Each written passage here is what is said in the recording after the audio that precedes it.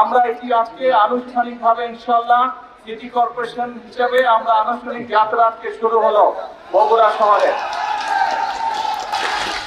আপনারা যারা বগুড়া শহরের অধিবাসী, আপনারা কোচে? আরে শুনতে পাই না, ধরে বলেন কোচে? এলাকাবাসী আসসালামু আলাইকুম, কেমন আছেন? এই যে এখানে এতক্ষণ কি করলাম জানেন? কি করলাম বলেন তো?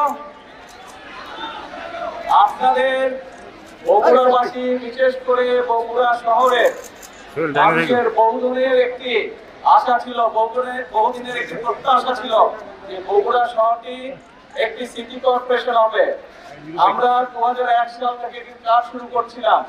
নর্মালি সিটি কর্পোরেশনের যে সকল সুযোগ সুবিধা থাকে আপনারা দেখেছেন 2001 থেকে 2006 সাল পর্যন্ত আমরা ধীরে ধীরে সেইগুলোর ম্যাক্সিমাম বেশিরভাগ যেগুলো সুযোগ সুবিধা থাকে একটি সিটি কর্পোরেশন হলে সেই সুযোগ সুবিধা আমরা গড়ে তুলেছিলাম।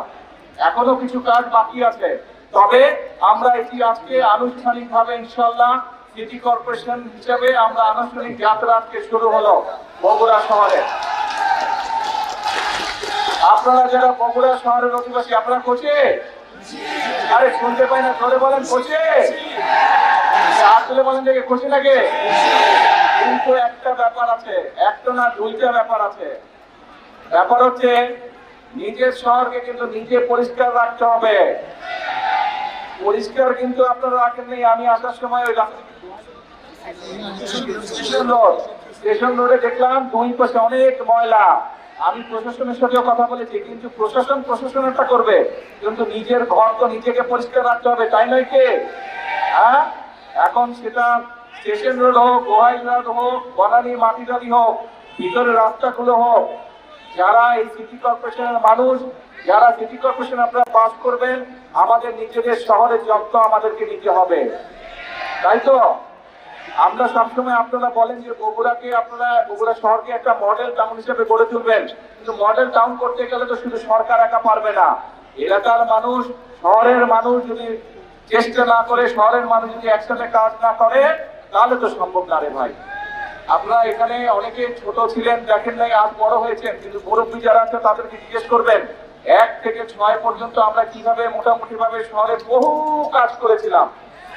সেই পানি আটকে যেত, সেইগুলোর কাছ থেকে শুরু করে, ড্রেনের কাছ থেকে শুরু করে, বিভিন্ন রাস্তাঘাটের কাছ থেকে শুরু করে,